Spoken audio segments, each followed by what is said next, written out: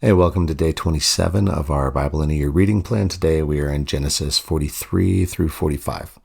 We pick up with Joseph's brothers are in the land of Canaan, back home. Simeon is still in jail with Joseph, although he doesn't know it's Joseph yet. And they have run out of food again because the famine is ongoing. It's got years to go. Jacob says, go back to Egypt, get a little more food. And they're like, we can't go back, Pops. We got to take our baby brother with us if we do. And Jacob very much does not want that to happen. He's afraid of losing him. And of everyone, he ended up with 4 wives. Rachel was his favorite. The only 2 sons she bore, Joseph and Benjamin. He had already lost Joseph as far as he knows. He has no interest in losing Benjamin. That will kill him, he says. Judah makes a promise, pledges that I won't come back. If he doesn't, I will make sure he comes back. It's all good. Dad, I got this. If we go, we got to take him. And we have no other options. We've got to go. And so they do. And at first, everything seems fine. They get down there. Joseph receives them well. He lets Simeon out. They all have a feast together. He sends them on their way with all sorts of blessing. He says, don't worry about the silver. Everything was good. Your accounts were whole. Everything's great. And they've passed his first test. The whole thing that he set up there was just to see, will you abandon your brother as you did me? Or will you come back? And they came back for Simeon. But there's more to the test because Simeon was one of their boys. Like, they were all tight. It was Joseph and Benjamin were the 2 that were kind of the outcasts because they were the favorite kids. And so now he's going to take an opportunity to single off Benjamin and see what they're going to do. So when he puts all their stuff back, again, he returns all their silver. And on top of that, he puts his special cup in Benjamin's bag and he sends them on their way. And then he sends his servant out after them. And he says, hey, my master's missing this cup. What's wrong with you guys? Why would you steal it? Same kind of thing, all these accusations and this big drama that he's setting up for this test. And they go, no, none of us took it. We swear. And if anybody did, you can kill that guy and the rest of us will be your slaves. And we made sure we didn't do anything like that this time. The servant says, I will find the cup and that one will come back with me and be my slave. Everybody else can go free. So now they're setting them up to take the same win that they got with Joseph all those years ago.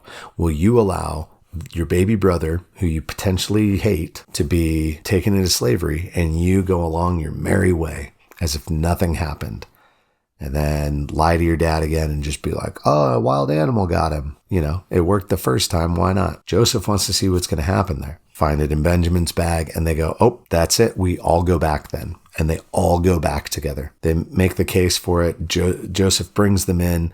They think they're in deep trouble and Joseph can't take it anymore. He sends all the Egyptians out and he opens up. He finally declares who he is. And he's been gone for a long time at this point. He looks Egyptian. Remember when he first gets out of prison and he goes to serve Pharaoh, they shave him and prepare him to look like an Egyptian before he comes before Pharaoh.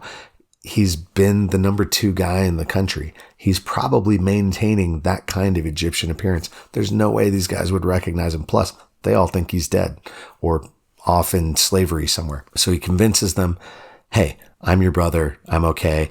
And on top of that, don't even feel guilty. What you meant for evil, God has meant for good.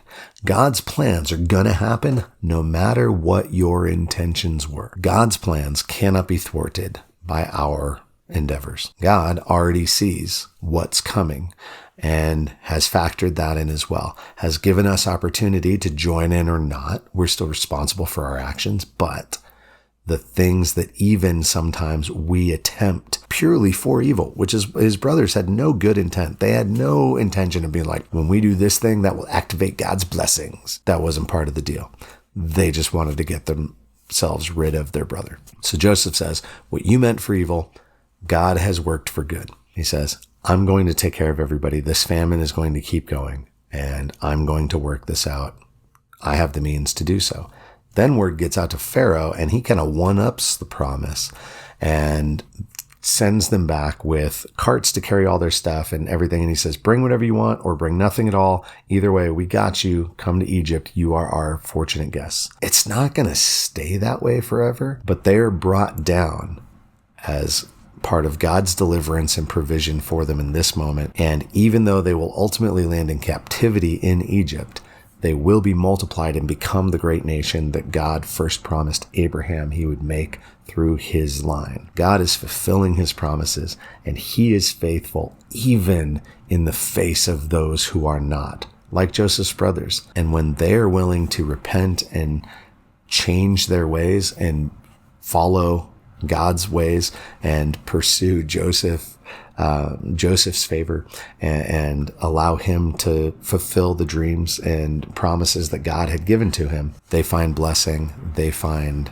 salvation in that as well. That's what stood out to me this week. I'd love to hear what stood out to you. Drop a comment, reply to the text, comment in the Bible app, wherever you're watching this or joining us with this.